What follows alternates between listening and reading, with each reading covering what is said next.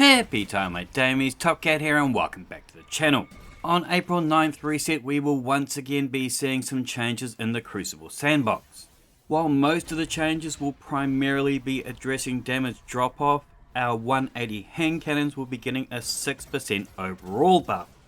Whilst this doesn't change the base TTK, it does ease the conditions of a kill. Currently they do 67 a crit, these will do 71 a crit on the 9th. Bodies currently do 39, this will shortly do 41. Today I've got some hand cannons to show you, and starting at the bottom and working our way up to the top, in 8th place we have the Vulp. Its main claim to fame is that it's a stasis affinity, and so for me I'm using Headstone. Precision final blows spawn a stasis crystal at a victim's location. This works particularly well this season, as in the artifact we have Pillar of Ice, Hail the Storm and Dragon's Bite. These have added a certain lethality to the stasis kit. Touch of Winter aspect on the Hunter supersize these. We can use these as cover, Whisperer chains can give us a damage resist whilst we are near, and when shattering a crystal, Whisperer shards will boost our grenade recharge rate for 5 seconds. If however this isn't to your flavour, we also have Explosive Payload, Opening Shot or Adagio in the right, with Outlaw, Tunnel Vision or Killing Wind in the left. Ikelos has a bunch of mid perks. All of the best ones roll on other more superior hand cannons. If you were to craft one of these however, I would roll Rapid Hit with Golden Tricorn. We're only really concerned with Tricorn ×1 on this Void model. This jumps our crits up from 71 to 81 for a 3 crit kill at 0.67 seconds. It's really easy to chain kill with this, and it's used much like a better version of Rampage. The Posterity really should have been further up this list, as it does boast the highest base stats of all our 180s. I've crafted it like all my others with Stability Masterwork, Small Bore and Accurized rounds. The combination of both Enhanced Rapid Hit and Enhanced Opening Shot will make this a decent dueler. But I'll have to wait and see, as during filming I had to compete against auto rifles trying to melt my face off. And I had to be honest, the Posterity did not handle it all that well. It's a dueler's role, so we'll have to sit at that 1 second TTK. It's terrible, and although Radiant will now push this to a 0.67, it's not good enough on an arc weapon. The Survivor's Epitaph runs into a similar issue. It's kinetic, so generally not the most optimal to run with Radiant build. You're going to be leaning into that rapid hit kill clip. It's the tried and true on this model to get you that 0.67 TTK. It's a fun weapon. And I do mean fun, not OP, not meta, not strong, fun.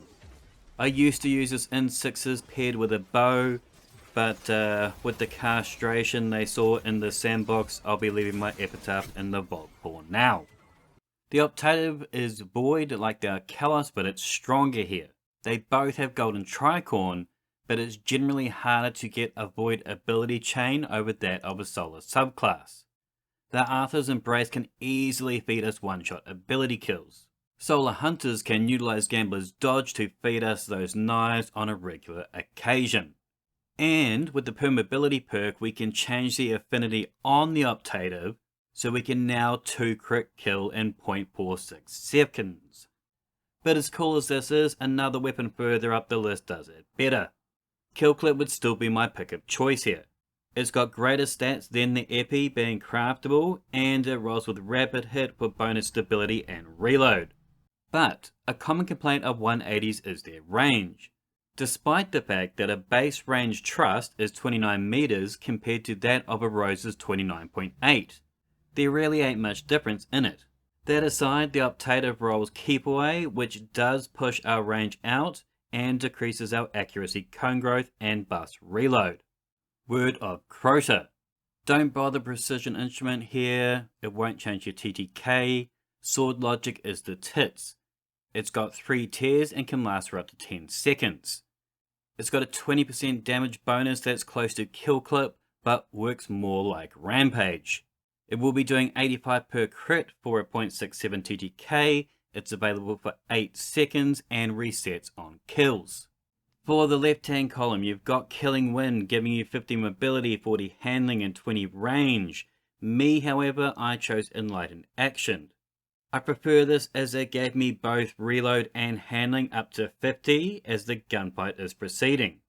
Land a bullet, more handling, more reload, another bullet, more handling, more reload, so forth and so on. So it's constantly buffing you during the battle, not post-battle. At number 2, we had the Frontier's Cry. Every one of my 180s runs Stability Masterwork, Small Bore and Accurized rounds. This has all the similar great perks like the others do. Our recoil direction is perfect. Our stability gives us low recoil and we've got enough range to be within 1 meter plus or minus of its competitors. In the left hand column, best perk is Rapid Hit, followed by Tunnel Vision or Compulsive Loader. All 3 of these perks will benefit Kill Clip. Better reloads means we're back in that fight sooner. Adagio is also a great option.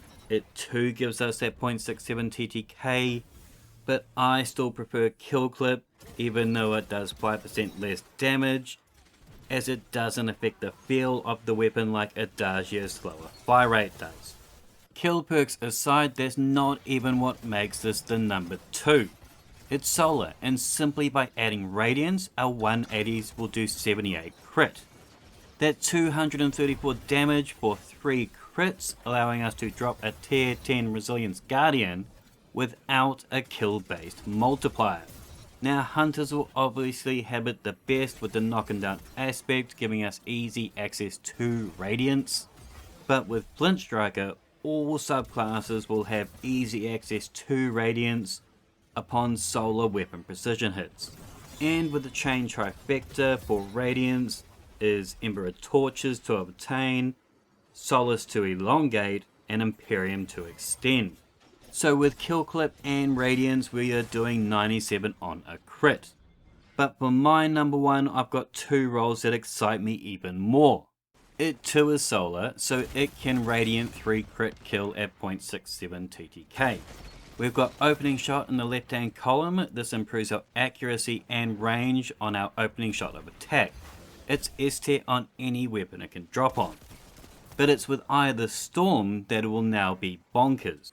This weapon becomes more accurate and boosts handling as your health gets lower. Before this update, this was a bit of a waste, as you were dueling with a 1 second TTK versus say a messenger at 0.67 TTK. Your ass would be dead before you could even fire the shots with Eye of the Storm active. Now however, with Radiant 3 crit kill available to us, this perk is going to have some major viability and could help tip the scales against some of the most meta weapons out there. I'll be using this in 3s, but for my 6s, Golden Tricorn is just way too much fun. Golden Tricorn times 1 should be doing 87 per crit, throw in some Radiance and we get 95 crits. But if you've got an ability heavy build, it can be quite easy to stack up those numbers. Golden Tricorn times 2 with Radiant is doing 117 crits for a 0.46 TTK.